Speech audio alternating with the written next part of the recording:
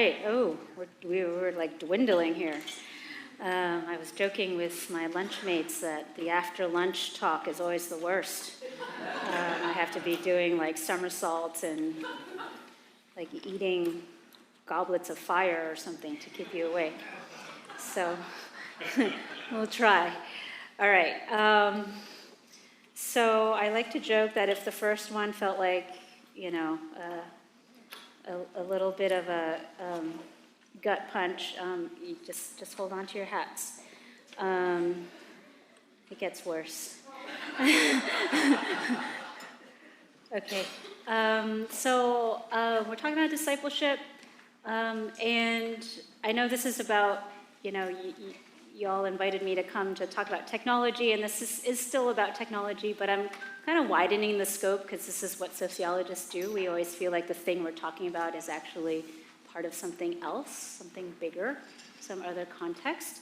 And so you'll see in the title of this part, Discipleship in a Culture of Productivity, right? That the digital landscape that we have right now, I want to submit to you as part of. It makes sense within a pre-existing culture of productivity.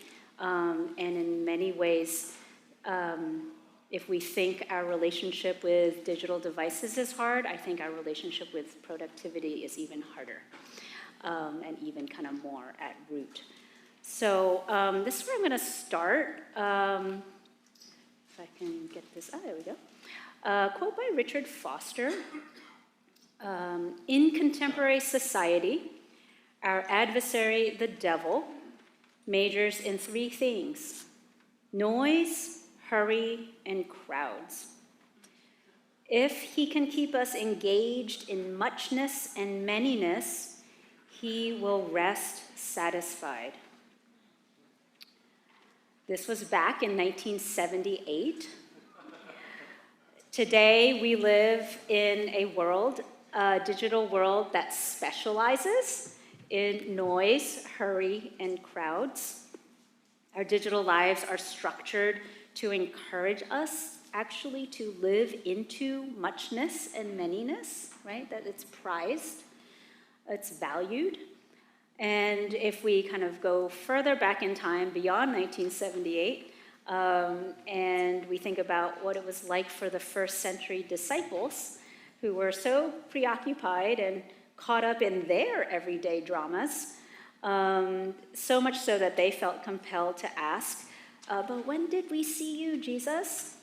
How much worse is it for us living in the 21st century, where our digital capacity to fill ourselves with hurry, noise, and crowds is infinite and unbounded?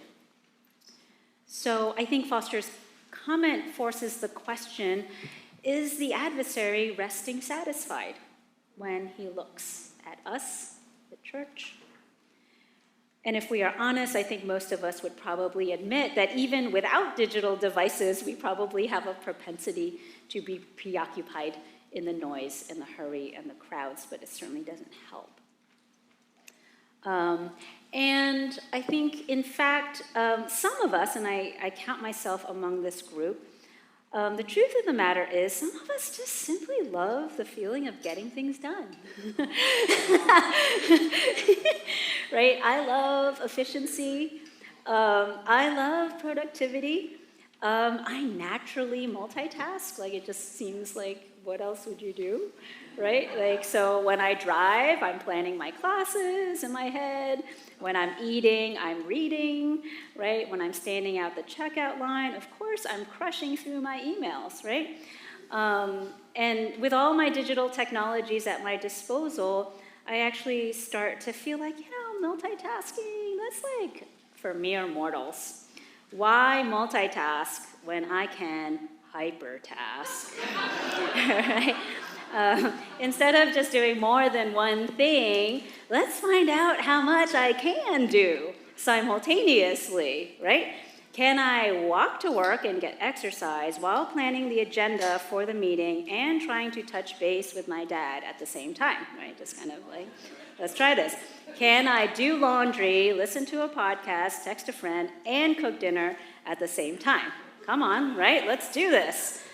And when I'm hitting my hypertasking stride, I am like this. Let's see. Yeah. Oh, that's the next one. I'm like this.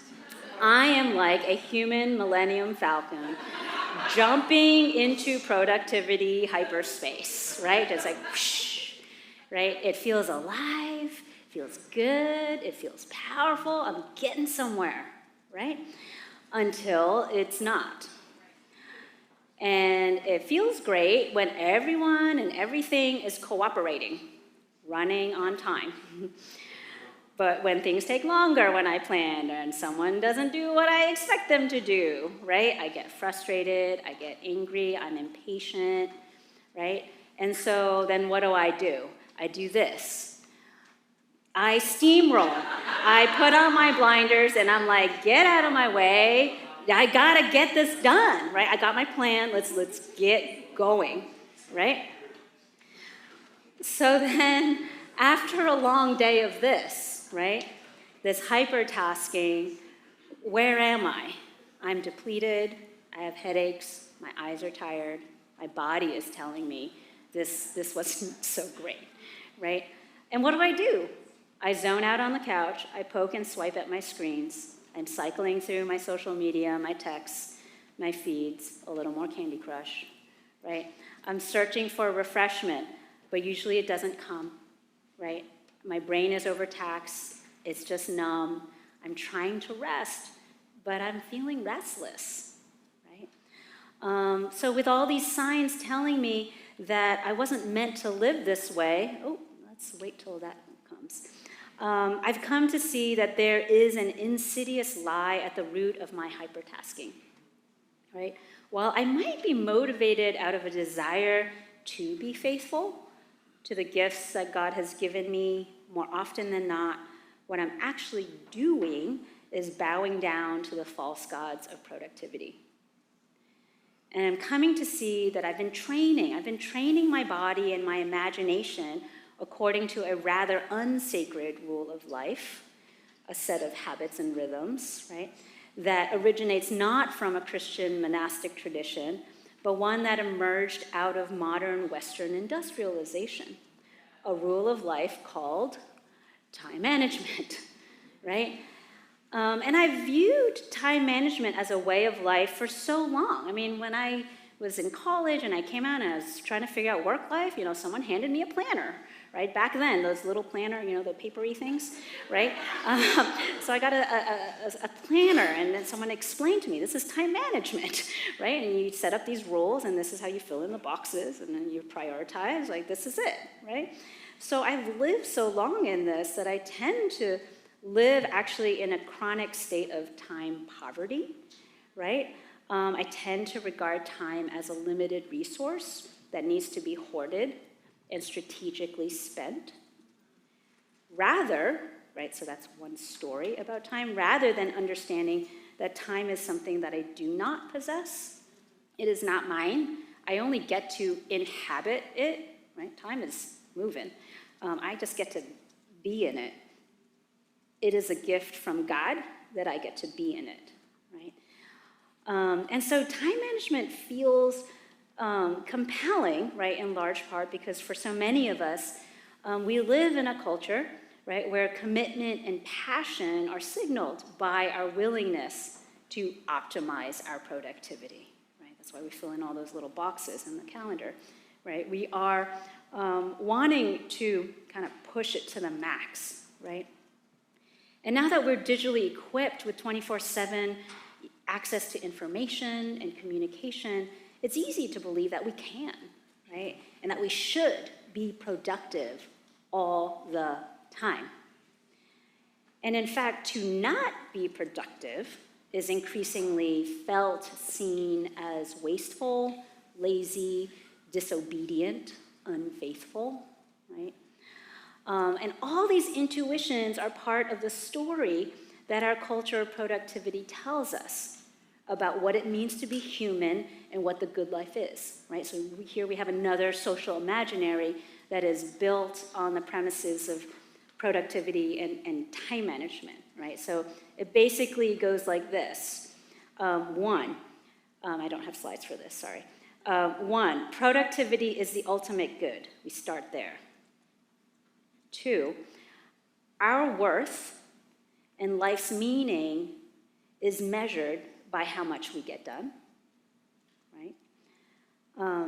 Three, our lives are basically like that calendar that fine, helpful, actually, well-intentioned person gave me after college, right? Our lives are basically empty vessels, right? A string of 30-minute time blocks in our Google Calendar today that need to be filled with more meaningful accomplishments and tasks, right? We just gotta keep plugging things in, right? That's what our life is. 4, more is always better, even if more means less attention and care for other human beings who aren't on that schedule, right? And then 5, finally, when we do rest or play, ironically, those activities are only meaningful if they make us more productive in the long run, right? That's the rationale, right? You do this so that you can be productive later, right? So if we sit with this story long enough, right, we'll realize that while being productive is surely a gratifying and wondrous part of being human, right? There's nothing intrinsically wrong or bad about being productive. I mean, it's glorious, right? It's incredible, actually, right? The problem is if we live as if productivity were the ultimate good, it actually is not to be human. It is to become like a machine, because that's what machines do. Machines are productive. That is their whole essence. And the fact that productivity doesn't lead us to be human, but leads us to become more like a machine is not an accident, right? We see historically that the notions of time management and productivity are actually born out of the Industrial Revolution, right? This, again, a remarkable civilizational development that I would not want to have not happened, right? On the one hand, it is raising standards of living with efficient manufacturing of goods and automation of services. But on the other hand, it also begins this really interesting process of systematically finding ways to instrumentalize human beings, right? And the natural world, right? Reducing us to mere means to a given end that is usually market-driven, right? And so for hundreds of years, factories have been designed with explicit systems of control to serve the insatiable appetites of optimization and efficiency, right? We have assembly lines, we have employment management practices, right, that have long been prescribed and monitored for monitoring employees for how long it should take to complete a task, right? This is all part of the machinery of factory, right, life and industrialization. And so it's with this history in mind, I think it's bracing to realize that our contemporary time management techniques that we use ourselves are merely internalized versions of those formerly external industrial systems of control, right? Before you worked in a factory, you had a manager that was like peering over you, making sure you got things done. Right? This is external. Now, we got our calendars, we got our little techniques, we're doing it ourselves. I don't need a manager looking over me. I'm doing it to myself. I am self-regulating. I am self-scheduling, right? To do what? To maximize my optimization, right? Optimizing my productivity and so forth, right? And so we willingly apply and enforce this system upon ourselves. So I'm very aware that many of us in this room have trained long and hard in the habits of productivity. We wouldn't be here if we didn't. And the challenge for us is this, like, how can we begin to retrain our bodies and our imaginations to become people who live not to be productive, full stop, right? But to become people who live to love God and be grounded in God's estimation of our worth and who we are. How do we do that, right? How do we become people who live not to be productive, but to love our neighbor, right? Because we've been transformed by God's love and see them with new eyes, right? How do we do all that? I'm applying my social imaginary concept, right? We need a new story. We need something else to animate why we do what we do, right? So instead of this ruthless story of that our culture of productivity tells, right? We need a counter story for what it means to be human instead of our culture's story of scarcity, striving, and control. We need a story of abundance and rest and freedom, right? And I think that's what the church today needs to be offering to people. I mean, so many people are hungry for this, and I think it's in the gospel, right? It's there, right? We just kind of have to like bring it out. We needed a new counter story, and I'm going to tell a story that some of you may be familiar with. It's theologian Emmanuel Katangale writes about it. He's telling a story about Catholic Archbishop John Baptist Odama of Uganda. All right, so I'm going to tell the story that he tells and suggest how we might kind of build on it. Right? So Archbishop Odama is someone who has devoted his life to attempting to forge peace between the government and the Lord's Resistance Army in Uganda. He's criticized by both sides, but he is still beloved by the local people, and he is known for coming out in his flowing robes to sleep on the streets with the children who are fleeing from the conflict. And Katangale writes this. He says, Odama visits displacement camps, negotiates with rebels, and works tirelessly for peace. He says, every day is extremely busy, full of visits, meetings, and negotiations. But on Thursdays, he says, I am not available. No one can meet with him on Thursdays. He does not go out. That day he spends alone in a chapel, quote, before the Blessed Sacrament. There, every week, for an entire day, hidden from public view, Odama detaches him from the struggle that surrounds him, adores the body of Jesus, listens to and cries out to God, and returns then to his community freshly rooted in a deeper vision. Right? The public Odama is well known, Katangale writes, and I love this line, yet there is no public Odama without the Odama we do not see. Right? The hidden Odama points to what it looks like to belong to God and to keep returning one's work and vision to God. Right? The public Odama doesn't exist without the private, the Odama we do not see. Right? And I think so often Christians think of the good news as a message to be proclaimed with words. But I think this story points out how the good news is something to also be embodied and enjoyed, right? Modeled. Being the church in the digital age can look like a counter movement of learning to be in our bodies and practicing how to cultivate a hidden self, as Archbishop Odama's example reveals, right? We cultivate the hidden self in order to sustain the public self, right? So how can we begin? Well, you know what's in my pocket. Perhaps we can start with an experiment. We can start with an experiment that pushes back and resists the ways of productivity.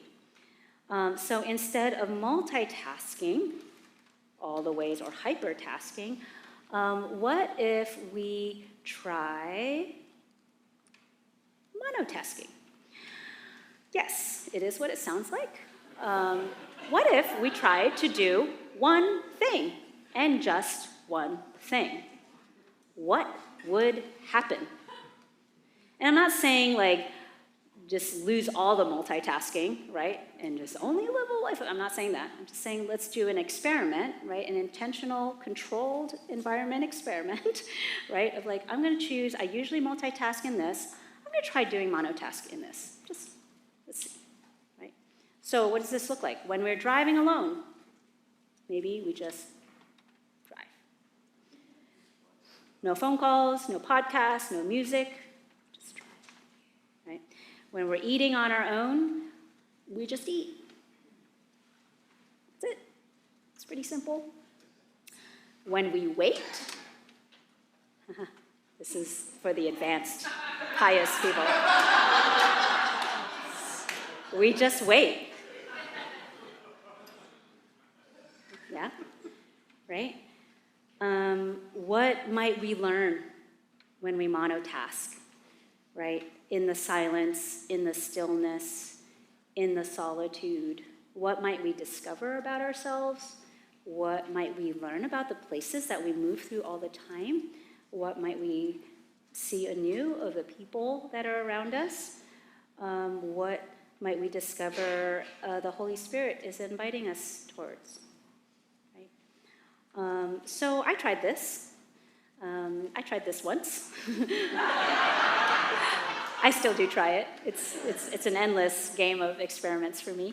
So I started with driving. I decided I used to be someone who always listened to the radio or music when I drove. And so I decided, I'm going to try monotasking when I drive. Like, I'm just going to drive. And for me, I don't have a long commute. For me, most of my driving involves like dropping my kids off at school, kind of thing. So like 10-minute, 15-minute kind of thing. So I drop my child off at school, and then I would just have like a 10-minute, 15-minute drive back home. So instead of turning on the music or the radio, podcast, whatever, I just like, quiet. The first time I did it, it was horrible. It was terrible. I was like practically breaking out in a cold sweat, right? Because I was like, it's really quiet. What am I doing? This is dumb. I'm in a tin can and nothing is happening, right? It was terrible. I got home. I was like, okay, I'll try it again next time, right? I did it again the next day, right? I did it again, and I in the silence and the driving, I started seeing, oh, that neighbor, they kind of trim their hedges differently this time. Or they have a new, like, wagon. Oh, did they have is their child older now? Like, what I started seeing things I just hadn't seen, right? And then I just kept doing it. Because once I had pushed through that initial, like, this is weird and uncomfortable, then it was starting like, oh, this is sort of interesting. And then it kept progressing to the point of, I started looking forward to that time, that 10, 15 minutes. Because I started realizing this is the only 10, 15 minutes of my day where no one needs something from me. And I cannot check my device for things while I'm driving, right? Like, I get 10, 15 minutes, right? And I was like, oh, this is good. Quiet, right? Sometimes that was filled with me needing to process what was going on in my own life or in the lives of people that I love. Sometimes it was sensing like, oh, I think God might have something to say to me. Better really be quiet, try to listen in, right? And so that time, right, that came with the monotasking, became a delight. It became a delight for me. It was exactly what the counter liturgy that I hoped it could be. It became that, and it it convinced me that I should try monotasking in other areas, because maybe I'm just steamrolling all over all these other incredible moments of beauty, right, of gratitude, of just calm, or crying. Sometimes it was just like, I just need to let it out, right, and then be able to like get all suited up and go on with my day, right? So what can we do that might help us, right, push against the ways of productivity and time management? And in this way, monotasking as an experiment can function, right, as some kind of, for some of us, it might even become a spiritual discipline, right? We move through the experiment stage and we're like, oh, this is actually, God moves in this time, in this space. I want to commit to this, right? And it presses us to confront the hard but necessary questions. Can we actually trust that what God desires in us is not how productive we are or how much good we can do in this world, but rather that God desires our presence, our allowing ourselves to be still in the loving arms of our Lord, right? Can we believe that, actually? Right? Can we trust that ultimately God longs to love us, to weep over us, to pour healing life into us so that we might be free to rest, right? Can we believe that God actually wants us to rest, right? Can we really, really believe that? So I want to submit to you today that when we as a church consider the place of technology in our personal and collective lives, we should be having soul-searching conversations about who we think we are as the church, and how we imagine our Christian formation and our public witness. Sorry, that came off weird. Let's try that again. We should be having soul-searching conversations about who we think we are as the church and how we imagine our Christian formation and our public witness, right? Do we genuinely think that people desire some sort of reality that asserts supremacy over and above the appeals of digital convenience, efficiency, and productivity, right? Do we actually believe that today people actually long for someone, some place, some community, some reality whose significance reaches beyond all of those tiny but constant urges to check their devices for something new to chew on, right? I just feel like a lot of times we're actually not so sure. Like we kind of like throw up our hands. We're like, I don't know, I can't compete against that, right? And so it's sobering, like to say, like, well, do I actually trust, right, that the story of the gospel is true and therefore does bring real life for people, right, in ways that are way beyond, what we can ever construct. That is the work of the Spirit, right? But there are things in our institutional decisions and practices that we can try and consider to kind of like move the needle, right? And try to say, okay, like what our social imaginary is as people of Christ, yeah, it actually is true, right? Like it actually has meaningful effect. So I want to offer up two brief examples of institutions who I think have said yes in their own ways about like believing that we can press against this kind of assumptions about productivity. And hopefully they'll just kind of get you thinking about how it might possibly work in your community. I'm so excited that, let's see if that button will work. There we go. I was realizing in preparing for today that my examples, one of them is actually local. So on the left, I think I got the right picture, is actually a picture of a Portland synagogue. Many years ago, my nephew was having his bar mitzvah, and I was able to attend at the synagogue. And, we sat down and we had the program. And I was really struck by this one little sentence on the bottom of the program. Right? They had all the proceedings of the service. But right on the bottom, it said something to the effect of, we'd love for everyone who's in this holy sanctuary to turn off and put away their electronic devices. The synagogue is a holy place of worship, deserving reverence and respect, right? And I was like, that's super interesting, right?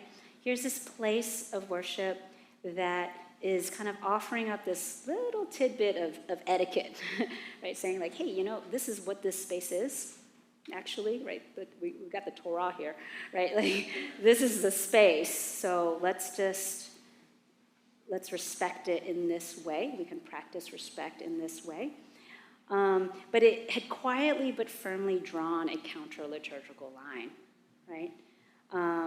A line that I have curiously not seen in many American Christian environments, right? And that raises all these super interesting questions, right? Like, well, why is that? And do we have different aesthetic sensibilities or understandings of what reverence in holy spaces are and so forth, right? But all worth probing to be like, well, why don't we Christian family, right, have the same type of line? We don't feel it in us in the way that at least this community did, right? So that was interesting to me, right? And again, this is an example of a work of the people, right? Not individual, but collective. This is who we're going to be, right? And it's not like they have people policing. Of course, there were still people on their phones, right? But it was just like, we're just telling you this is who we are, right? Okay, so second on the right is this non-religious institution, all right? I think even non-religious institutions are seeking to believe that people today want something more than technology. So if you've ever visited an art museum in the last 10 years or so, you know that they're often guided tours and information that are made available on apps that you can download and so forth, right? And interestingly, for an institution that its mission is actually to try to create an environment that cultivates engagement and communion with art, right? There's one museum that identified a problem. They're like, okay, we're like telling people, we're giving all them great information about the art, but this is what they're doing when they're walking around each thing. They're like, oh yeah, right? And they're like before, like these incredible, right, classics. And they're like, okay, something's not working, right? People end up staring down instead of up at the art. Super interesting challenge, puzzle, right? Because that information is incredible, right? I mean, it's so helpful for so many people to appreciate what's going on in the piece in front of us. So the Stanford Cantor Art Center decided they were going to do something different, okay? Their director, in an interview, remarked, in our busy lives, we're always connected to the technology. So people want to come into museums and put that technology aside for a moment, right? So it's interesting, like her vision is like, oh yeah, like people, when they come here, like they actually don't want to be, right, in there every day. This is why they've come here, right? They're seeking relief or inspiration, right? So what do? What they do now is they still offer up the new technology, but they also offer up an old technology. Paper and colored pencils, right? They're like, there's the counter liturgy, right? It's like, hey, try this, right? Think about it. Children, right? Drawing, sketching, right? And in doing this, there's that kind of like hopefulness and intention, right? Kindled when, you're just walking, turning the corner in a gallery, right? And you see a child lying on the floor, right? Just like gazing up at a piece, and it blesses everyone, right? And so perhaps we can see through what this art museum has done in a counter liturgy concerning artistic engagement, right? In their sacred space, maybe there's something parallel, right? That we can be thinking about right? Perhaps the American Christian church can also dare to believe the same thing, right, about our times of gathering, our spaces, right, that as Connie Wolf put it, people want to come and put that technology aside for a moment, right? Do we believe that? And can we believe that people want to experience a sacred space in the actual spaces that many of us actually call a sanctuary, right? And again, this word I think is so powerful because it evokes this subsequent questions, right? Well, what is it a sanctuary from, right? And what is it a sanctuary for, right? Like, what are we protecting people from, right? Or shielding them temporarily? And then what are we hoping, right, that sanctuary space will cultivate and grow, right, in the people that have the chance to be there? So as a sociologist, I find these two examples completely inspiring because they are institutional in nature, right? And they're creating structural realities that people kind of just walk into. You're not having to tell them, this is what we believe necessarily. It's just like, this is how we do things, right? It's just like if someone comes into your home. You just do things a certain way, and people just kind of like, okay, I'm happy to follow along, right? So when we extend our counter liturgies beyond our individual lives, right, I think followers of Jesus have opportunities to not just change our own behaviors, but actually impact the rules of the game for the common good, right? I think this is where it gets super interesting, thinking about our communities, our neighborhoods, right? It is about how we create our spaces, how we design the times of our gathering, has the potential to impact the rules of the game for how people are living with their technologies, right? If this is a space, the one space that might be tech-free once a week, maybe it'll create anxiety for a little bit, but the encouragement to push through maybe becomes rest at some point, right?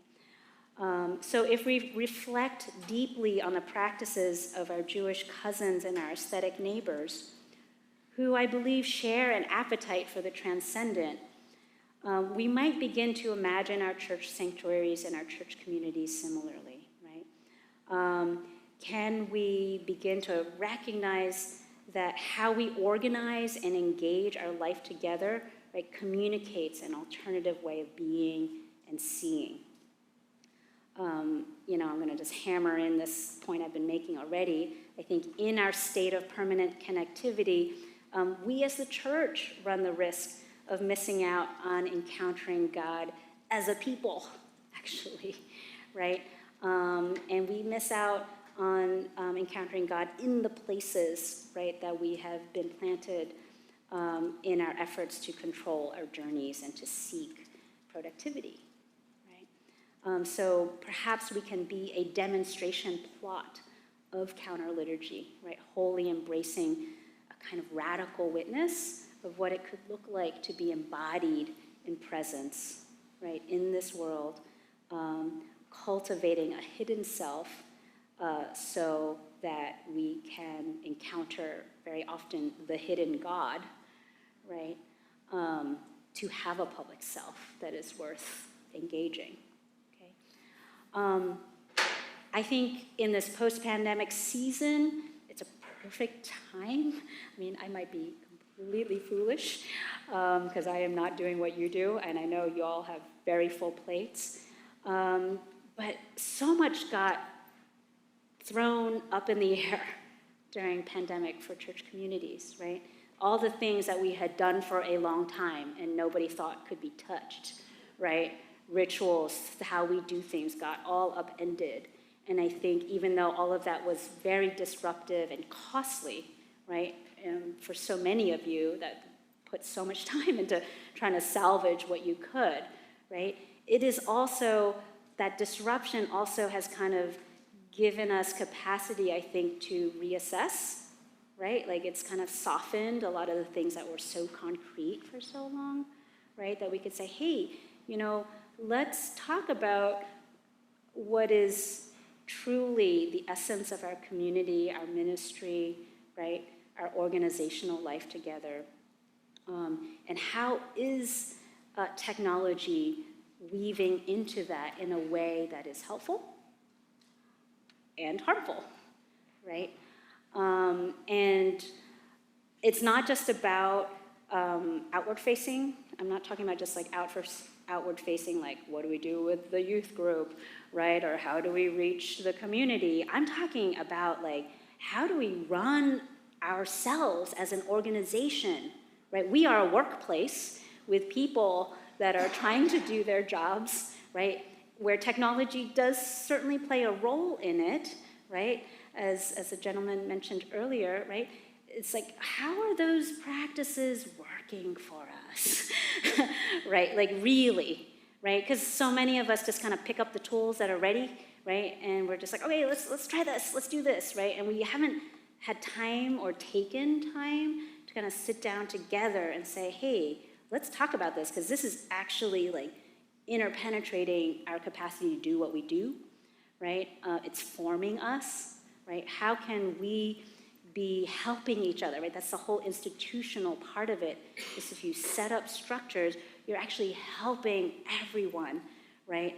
Live into an environment, culture, right? That has intention built into it. That says, yes, I see you, I see what the effect of this practice is. We're gonna shift it this way or offer this other way to do it, and let's try it. Let's try it for a season, see what happens, adapt as we need to, okay? How are the ways that we employ the digital in our communication, our decision-making, interactions, shaping people's imaginations in ways that encourage us, right, to perceive the hiddenness of God and to cultivate in ourselves a hidden self? All right, I'm asking lots of big questions, I know. In some ways, individuals is like so much easier, right? You're just kind of like, well, I just got to do this little thing for me. Now we're talking organizational, institutional. We got to get buy-in, get everyone. We got to have a hard conversation, right? That's more complicated, right? So here are some questions that you might bring back into your communities to think about. What's the role of the digital in the experience of being a parishioner, a co-laborer, and or an employee? What do our organizational practices express about our mission and what we value, right? So this is that whole like, are the things that we're doing, how we do things, actually aligned with what we say about who we are, right? How do our organizational practices shape how we imagine who God is and how we follow Jesus? And then finally, how might we modify our organizational practices to help us better pursue the kind of soul formation we need at this time, right now? Okay. Let's see, how are we on time? 8 minutes. Can I let them talk to each other? Is that okay? We're good, right? Yeah, we're good on time? Yeah, okay. So why don't you gather up again with your pew mates, and you could take up one of these questions, or if there's another point that struck you, you can debrief with each other.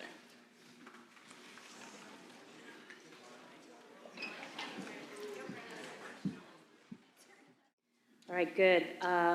Really great thoughts. I'm going to do something hilarious right now and give you a QR code.